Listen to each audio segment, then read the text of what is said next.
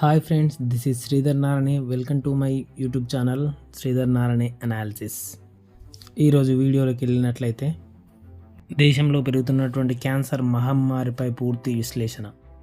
Cancer అనగానే గుండెల్లో రైలు పరిగెత్తుతున్నటువంటి రోజులు ఇవి.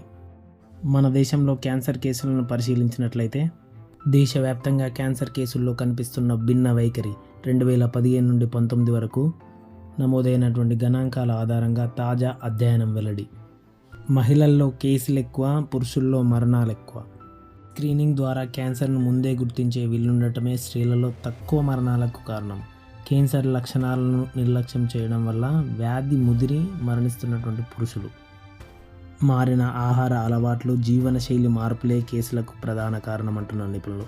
ఈ లెక్కన 2024లో 15.6 లక్షల కేసులు, 8.74 లక్షల మరణాలు నమోదై ఉండొచ్చని అంచనా. 2012-2022 మధ్య జాతీయ క్యాన్సర్ రిజిస్ట్రీలు పలు ఆసక్తికర అంశాలను తెరపైకి తెచ్చాయి. మహిళల్లో క్యాన్సర్ కేసులు పురుషుల కంటే ఎక్కువగా నమోదయ్యాయి. ముఖ్యంగా బ్రెస్ట్ క్యాన్సర్, సర్వైకల్ క్యాన్సర్ బాధితులు మహిళల్లో ఎక్కువగా ఉన్నారు. కానీ ఆశ్చర్యకరంగా మహిళల్లో ఈ క్యాన్సర్ల కారణంగా మరణాల రేటు తక్కువగా ఉంది. మొత్తం కేసుల్లో మహిళల వాటా 51.1%గా, కానీ మరణాల రేటు మాత్రం 45% ఉంది. దీనికి ప్రధాన కారణం మహిళల్లో వచ్చే బ్రెస్ట్, సర్వైకల్ క్యాన్సర్లు. ఇవి స్క్రీనింగ్ ద్వారా ముందే గుర్తించడానికి వీలుండడంతో పాటు ముందస్తు చికిత్సలతో మెరుగైన ఫలితాలు వస్తున్నాయి. మరొక వైపు పురుషుల్లో వచ్చే ఓరల్, లంగ్, లివర్, ఉదర అనాయక క్యాన్సర్లు ఆలస్యంగా నిర్ధారణ కావడంతో మరణాలు అధికంగా నమోదవుతున్నాయని ఐసీఎంఆర్ వెల్లడించింది. ప్రాంతాల వారీగా క్యాన్సర్ కేసులను చూసినట్లయితే హైదరాబాద్ బ్రెస్ట్ క్యాన్సర్ అత్యధికం 54, ఐజ్వాల్ సర్వైకల్ క్యాన్సర్ అత్యధికం 27.1, శ్రీనగర్ పురుషుల్లో లంగ్ క్యాన్సర్ అత్యధికం 39.5, ఐజ్వాల్ మహిళలు లంగ్ క్యాన్సర్ అత్యధికం 33.7, అహ్మదాబాద్ పురుషుల్లో ఓరల్ క్యాన్సర్ అత్యధికం 33.6, శ్రీనగర్ ప్రోస్టేట్ క్యాన్సర్ అత్యధికం 12.7, ఈస్ట్ కాశీ హిల్స్ మహిళల్లో ఓరల్ క్యాన్సర్ అత్యధికం 13.6. క్యాన్సర్ పూర్లో పురుషుల ప్రవర్తననే పెద్ద శత్రువుగా చూడాలి. పొగాకు నియంత్రణలో కఠిన చట్టాలు అమలు చేయకపోతే మరణాలు తగ్గవు.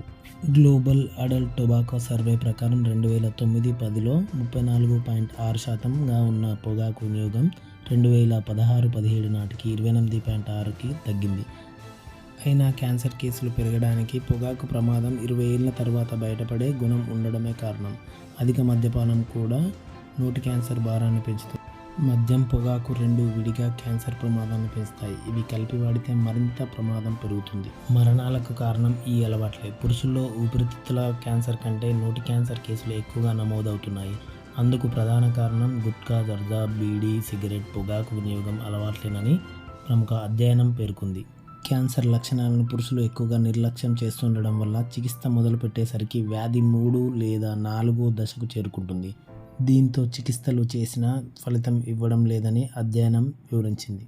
పర్యావరణం, జీవనశైలి ప్రభావం. అయితే దేశమంతా క్యాన్సర్ కేసులు తీరు భిన్నంగా ఉంటుంది. ఈశాన్య రాష్ట్రం మిజోరం, ఐజ్వాల్లోని పురుషుల్లో ప్రతి 1,00,000 మందిలో 270 కేసులు, అరుణాచల్ ప్రదేశ్ పపుంపారేలోని ప్రతి 1,00,000 మంది మహిళల్లో 228 కేసులు నమోదవుతుండగా మహారాష్ట్రలోని బర్షీలో మాత్రం అతి తక్కువ కేసులు నమోదైనట్లు గుర్తించింది. వాయు కాలుష్యం, ఆహార అలవాట్లు, జన్యు కారణాలు మొదలైన అంశాల వల్ల ప్రాంతాల వారి వ్యత్యాసం కనిపిస్తుందని వైద్య నిపుణులు చెబుతున్నారు. చివరగా పొగాకును నియంత్రించుకుంటే మరణాలు తగ్గవు. Please avoid tobacco and alcohol. Be safe. ఈ వీడియో మీకు నచ్చినట్లయితే like, share and subscribe. Thank you all.